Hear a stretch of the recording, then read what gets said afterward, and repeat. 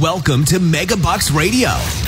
Conversations with successful entrepreneurs, sharing their tips and strategies for success. Real-world ideas that can put Megabucks in your bank account. Here's your host, Nina Hirschberger.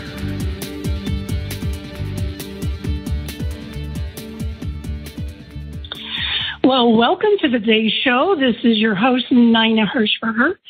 And I have on the show today, Dan Cricks. Dan is from Ohio, Northeast Ohio. He and I have known each other, well, I don't know, Dan, what would you say, 15 years maybe or something like that? Oh, yeah. At least 15, I would say. At least. We are both marketing results from Dan Kennedy. We were part of the Dan Kennedy group, the GKIC group.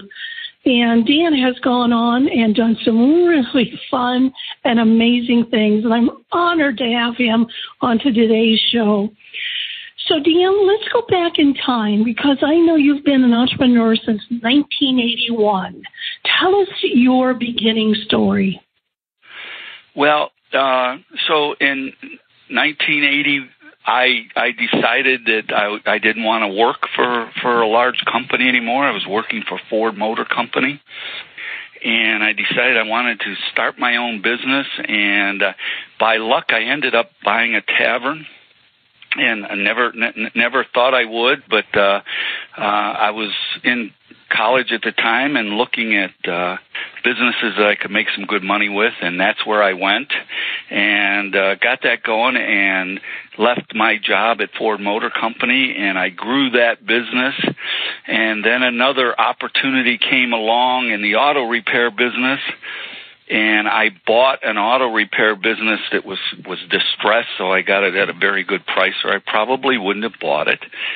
And had both of those for a while and realized I couldn't continue to do both. And I sold the tavern and went with the auto repair business and took that business and doubled it in the first 18 months that I had it. And then bought another one, and then bought a repair-only business. And when I had the repair-only business, I ended up selling the other two because there was gas involved, and the oil companies were getting kind of crazy. Anyway, I had the repair-only business, and that's when I met Dan Kennedy. And I started looking at some of the things that he was doing. I was always into marketing, but I didn't really know how to market the right way. Let's put it that way. And so when I got connected with Dan, I was reading everything I could get, everything that he put together. And I went to one of the events. I think the first one I went to was an Info Summit. And I wrote you'll appreciate this, Nina. I wrote my first sales letter and to mail out to my list. And I never had written a sales letter before, and I wrote this, and because I was having such a tough time with my business, I couldn't mail them all out at once, so I mailed 25 at a time because that's what I could afford to do. And the results were astonishing, and so I started growing my business, and I was able to mail more and more of them. And that very first sales letter that I did, I had an investment of about $1,500, and it brought in over $47,000 worth of business. And wow, that's fantastic. But you know what? What I heard you say, even in the very first auto business you had, you doubled that business. So even without knowing some of those, you obviously had a real penchant for doing the marketing stuff. Yeah, well, a lot of it was hard work, and in that business, the bar wasn't too high, you know what I mean? So I didn't have to be really good. But then when I wanted to go to the next level, I did need to be better. And so once I began to learn, again, from Dan Kennedy and Bill Glazer, things really started to take off for me. And so much so, Nina, that other businesses that other people that knew me who had businesses said, "Hey, what are you doing?" I was having some great success during our last economic downturn in 08 and 09. And my business was still growing, and so I started having people asking about it and said, "Hey, would you help me with my business?" And I did. And you still have the auto repair business at that time? Yes. Do you still have it now? No, I don't. No, I sold that when I became a full-time info marketer. And but here's a fun story. One of my first clients was an attorney, and he asked me if I would help him. He wanted to go he was a prosecuting attorney, and he wanted to go into private practice, which he had, but he wasn't getting any growth going on, so he asked me to help him. And I was really apprehensive because, they have a lot of rules when it comes to marketing, and it's a different profession. And so I talked to Dan Kennedy about it, and Dan said the only way you're going to get that attorney to respect you is to charge more money for your services than he charges for his. And I thought, oh, wow. So I decided to do that because I didn't really care if I got him as a client or not. I wasn't too sure I wanted to do that. So when I proposed it to him, he said, "Wow, you charge more than I do." And I said, "That's because I'm worth more than you are."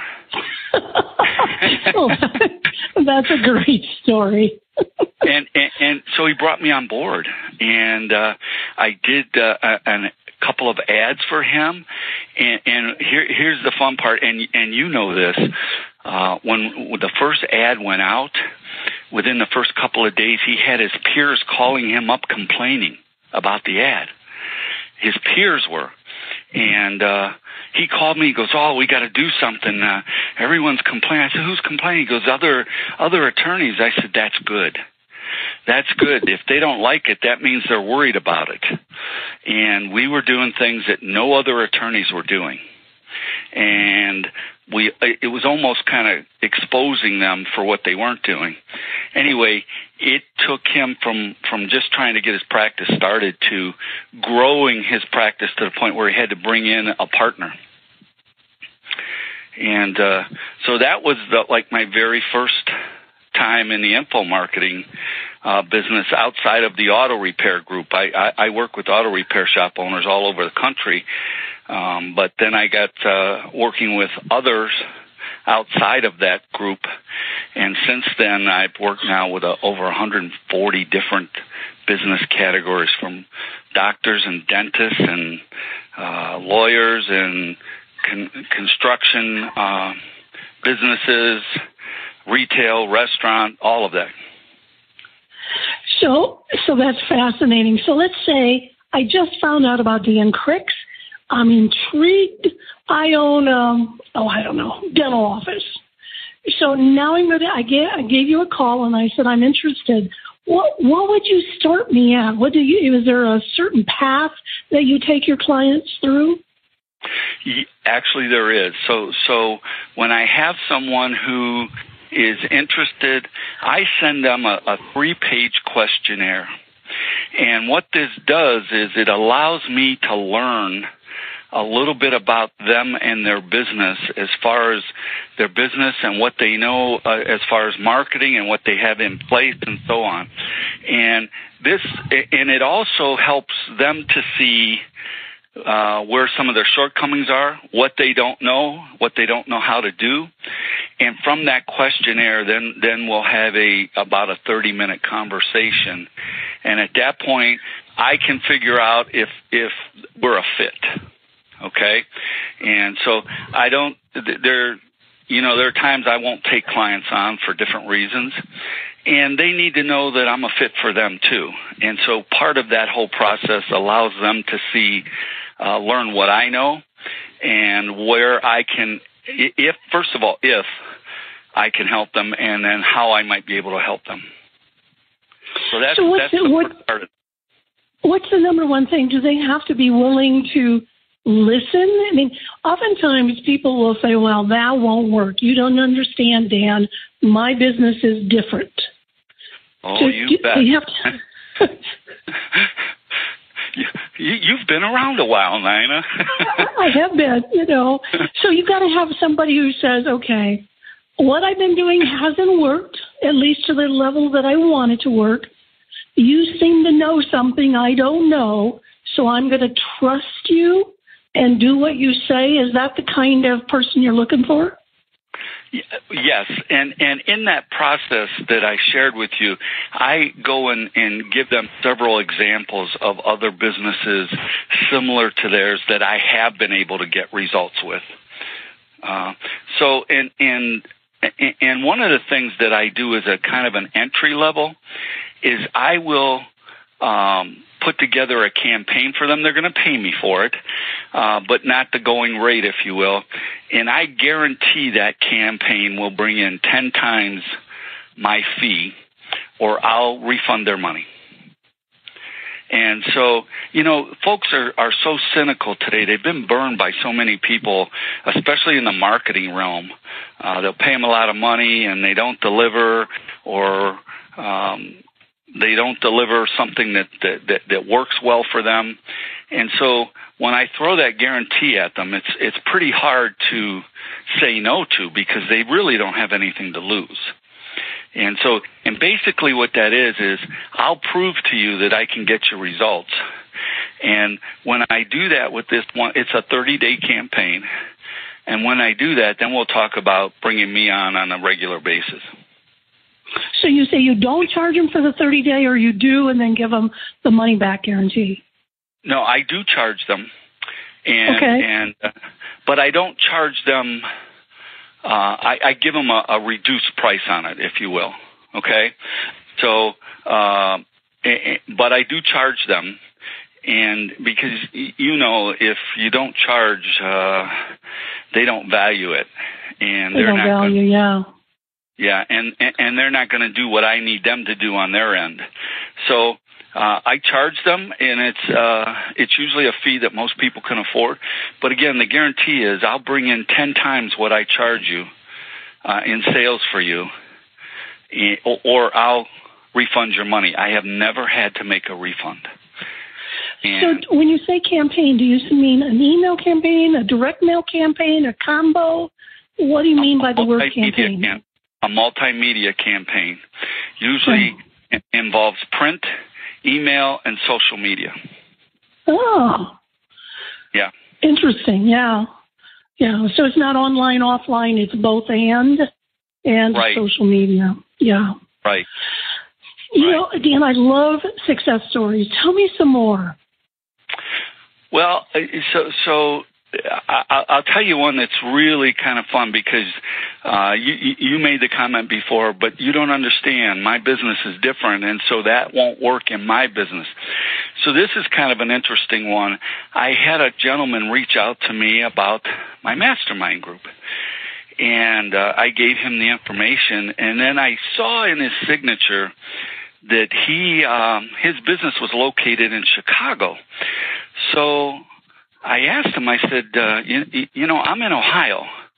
And he was interested in the mastermind group, which is an in-person mastermind group. And I said, you realize I'm in Ohio? And he said, yeah, I'm moving to Indiana, and I'm going to start my chiropractic business in Indiana. And I said, oh, okay. He goes, yeah, so it's only about a 4.5 hour drive. I have no problem with that. I thought, okay, if you're willing to do that. And he joined. And here's the other fun thing that made this really interesting, was he was in Amish country. So he was going to an Amish town, starting a chiropractic practice, never have lived there before, and he's in Amish country. So they don't have online, they don't have TV, they don't have social media. And so he was in the mastermind group about 2 or 3 months. And the other kind of cool thing is he went to Amish country. This guy was born and raised in New York. So you can imagine the different personalities, right? And he was a typical New Yorker, when he talked to you, he wanted a breakneck pace and everything.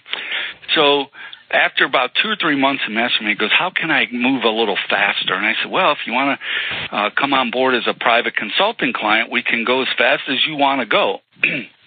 Well, he did. And in the first year in business, we grew his practice from 0 to $2.1 million. Oh, my goodness.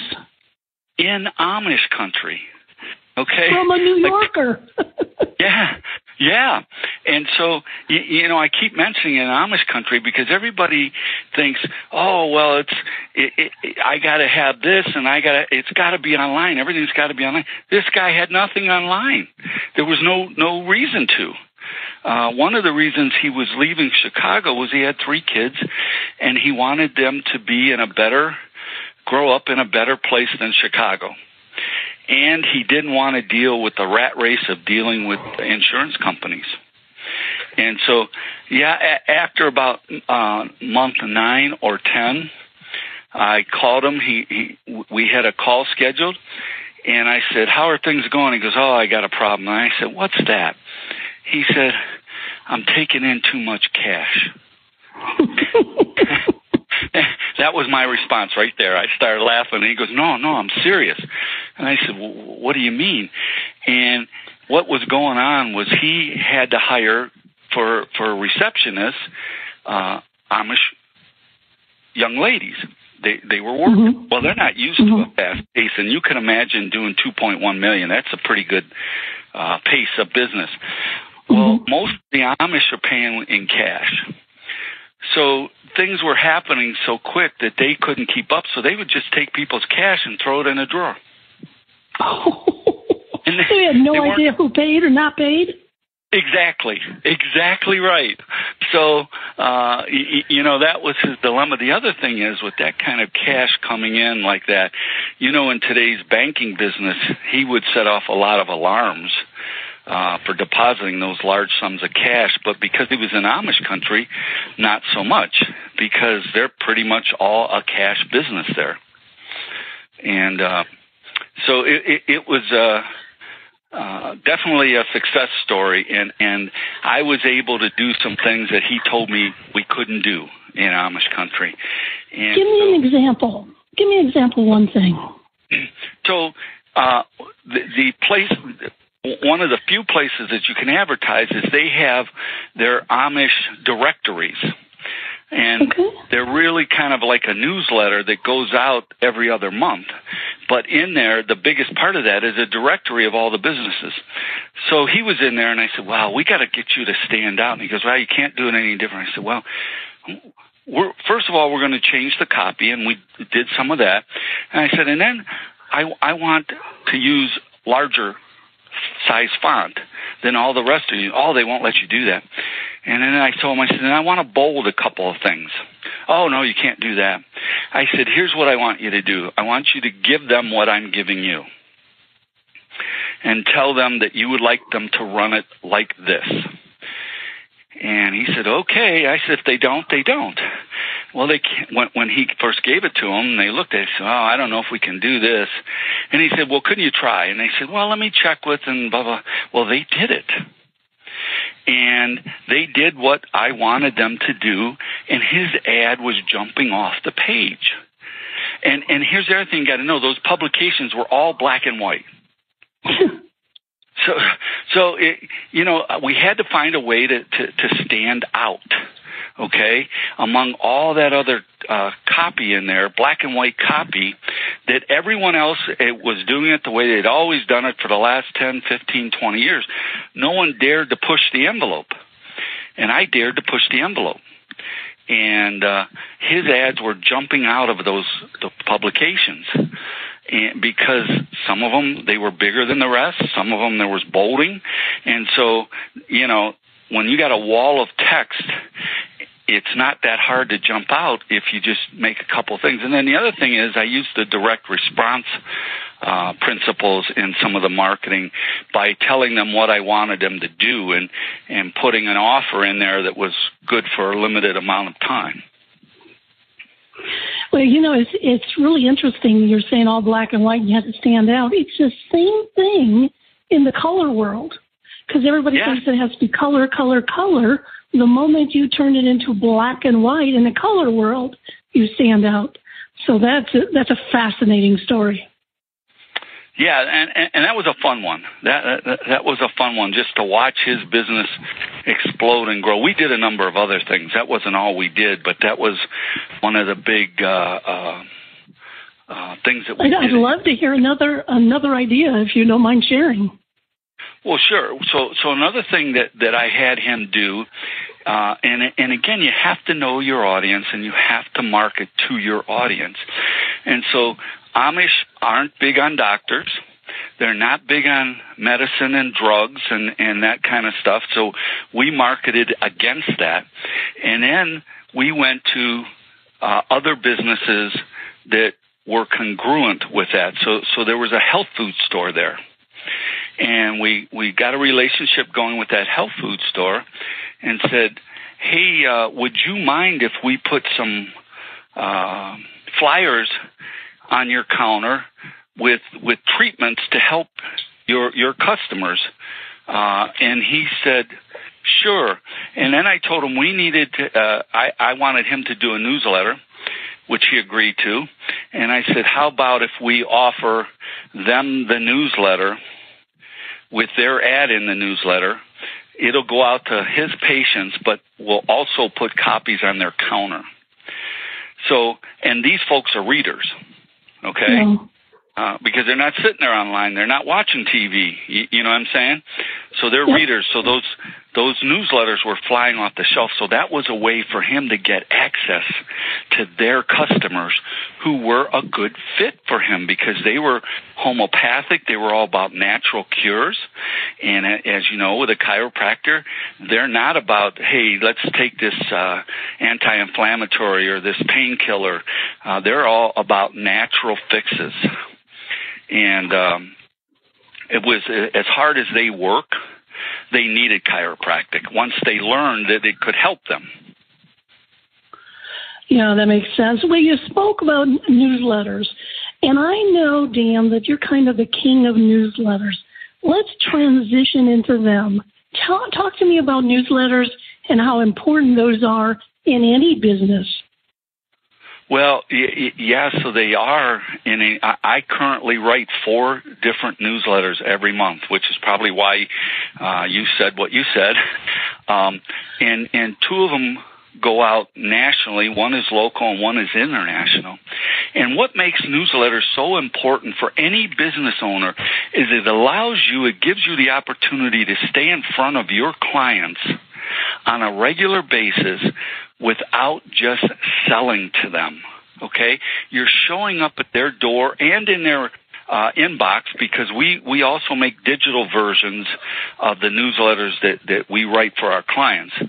And it allows you to show up without just selling. So the newsletter will have some fun stuff in it and some educational things. So it allows us to tell them about our business and about our service and or products that we offer. So any business can do that. And you know, a lot of people take for granted that their clients know what all they offer or what their business is all about. And that is so not true. That's one of the biggest things. Everybody thinks that everyone knows as much about their business as they do. And so I'll give you an example. I was doing a newsletter when I had my repair shop, and it was called Brookgate Tire and Auto. So we were a tire store and an auto repair. And when you came in our front door, there was a display of at least a dozen different tires. We would literally have people walk in, give us their keys, give us their information, and say, oh, by the way, do you sell tires? And there they are, right there, huh? Exactly. And so I would say, yeah, I have a couple over here. But the point is, people are people. They're busy. They came in there with blinders on. They were thinking about, okay, now I got to get to work. My boss has got this project for me, or I hope it's going to be a good day, or I got to get back home for when the kids are going to be home. They're not sitting there thinking about our business. And when they leave, they're not thinking about our business. So with our newsletter showing up, every month, it helps us keep front of mind conscious with them. And it allows us to educate them in a fun and friendly way about different things that we do. And one of the keys to a good newsletter is it has to have some aspects of entertainment to it.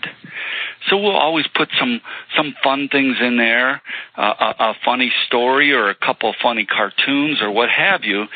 And what that does is it keeps it in their hands for a while. You know what I mean? They don't just look it over and pitch it. They'll keep it, maybe tell somebody about a joke or not necessarily read it all at once. It hangs around. And so, until postage went up recently, I'd say, because I always like print newsletters that are just black toner or ink on a colored piece of paper. Do not make them 4-color, in my opinion. You can make it 2-color, but otherwise. So I would say it would be $1 in the mail. Now the postage has gone up. I've gone to $1.25. So if you can't spend, $12, $15 a year for, your clients, you've got to work on your numbers. That's exactly right. And there's Nina, a lot of people make that. I don't know if I can afford that. So what I do with the ones that I'm working with is I say, okay, so you can't really afford that. Let's take your list and let's do just the top 20% of your list. And we'll start there. And that's what I did with my auto repair business. I couldn't afford to do my whole list of 1,800 at that time. So I started out with 300. And then it was helping my business grow. A few months later, it was at 500. And when I sold my shop, I was sending 1,100 a month out. And, but a lot of the growth came because of newsletters. And, you talk about that $15 a month. I usually will include an insert. So I'm between $1.25 and $1.50. And I'm like you. I like to do it on different color paper. So like February, we did a light pink colored paper. In March, we'll do a light green colored paper. Around Thanksgiving, we'll do a kind of a sand colored paper, to coincide with that time of year. And I had a client come to a live event when I did my auto repair event, and we did ahas at the end of the event, and the guy stood up there and he goes, I've known Dan a long time. Well, Nina, I had never met that man. His shop was located, I'm serious, his shop was located in Oregon, okay? And he got on something that I did, a webinar or teleseminar, and I collected his information and put him on my email, on my newsletter list.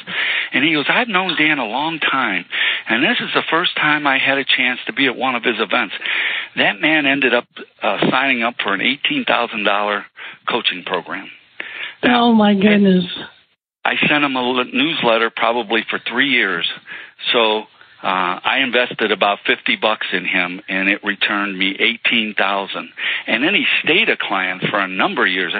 That $50 investment turned into over $50,000, and primarily because of the newsletter. I marketed my event through that newsletter, and had I not stayed in touch with him, and here's the key, he felt like he knew me. Yeah. Because of the newsletters. I mean, he literally said, I've known Dan for a long time, and I never, disputed that.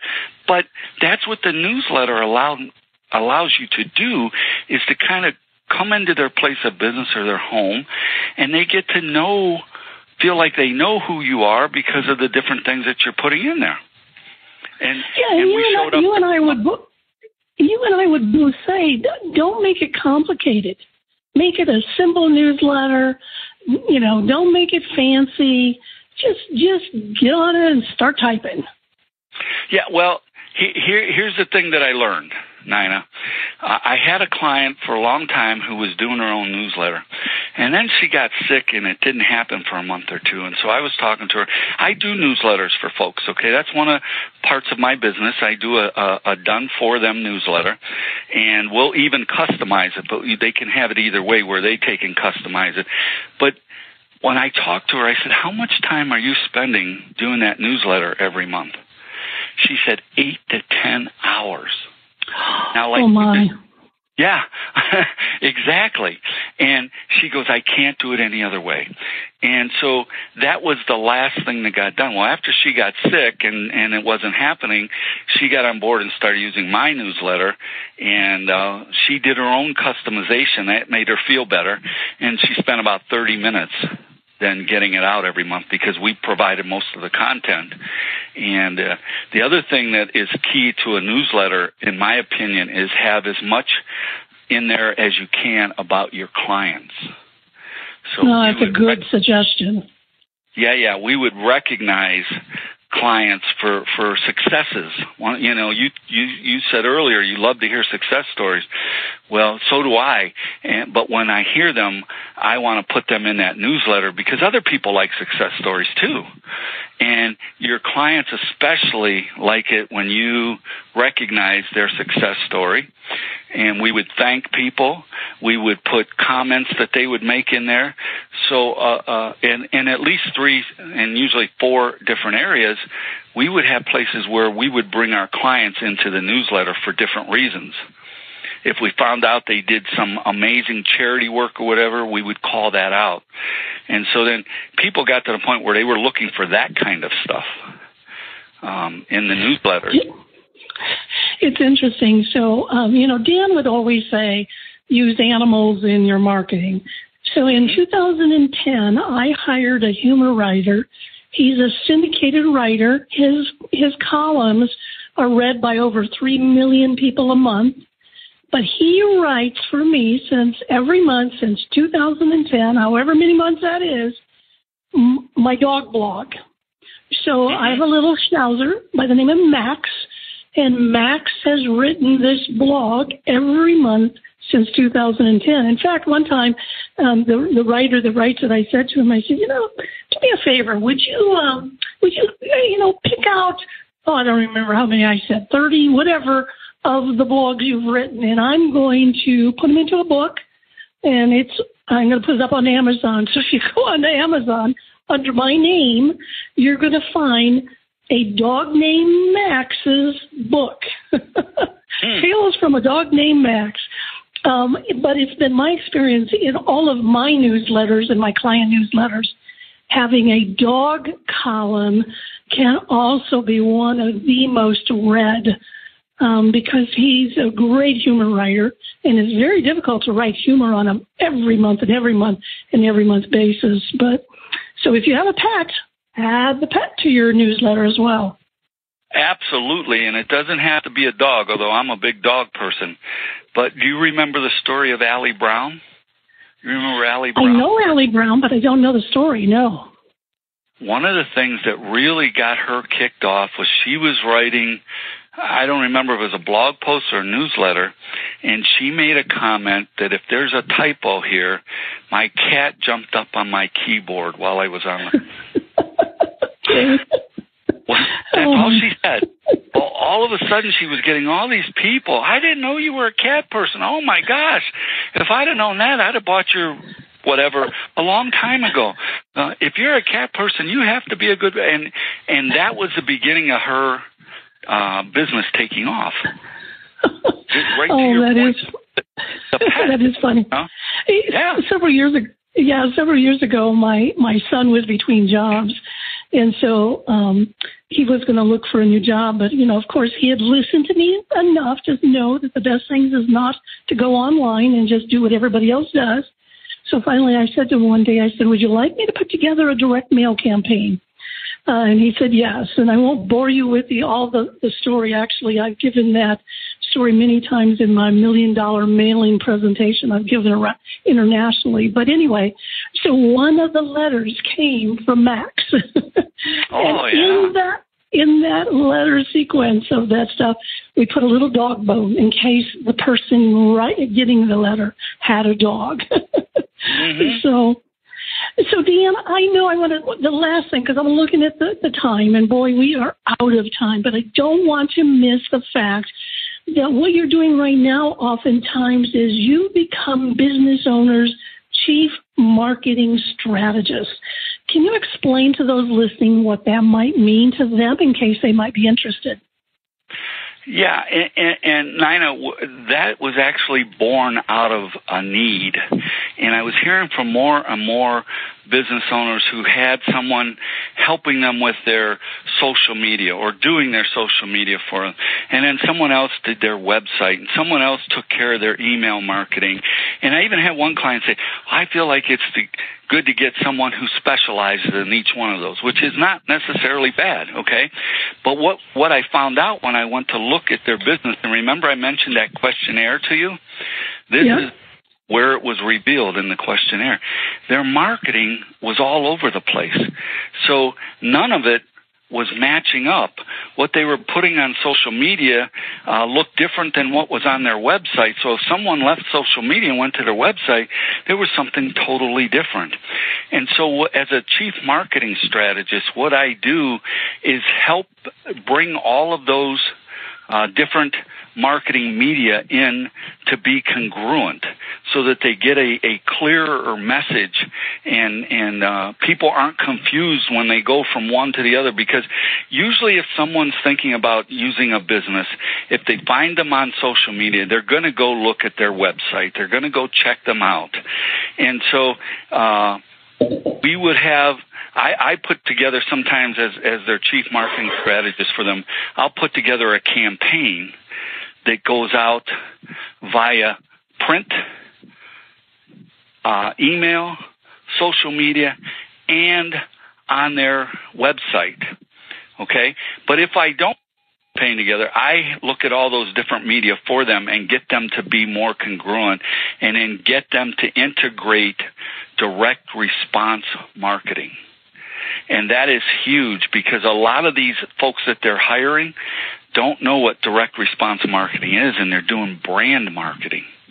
And most small to medium-sized businesses can't afford brand marketing like Pepsi or Coke or Ford or GM. They can't afford to do that.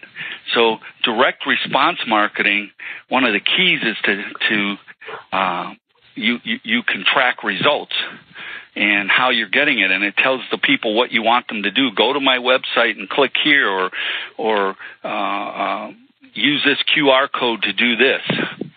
And so as a chief marketing strategist, I pull all those things together for them and get them to have a more focused marketing. You know, some businesses, when they're all over like that, it looks like they're marketing everything that they have.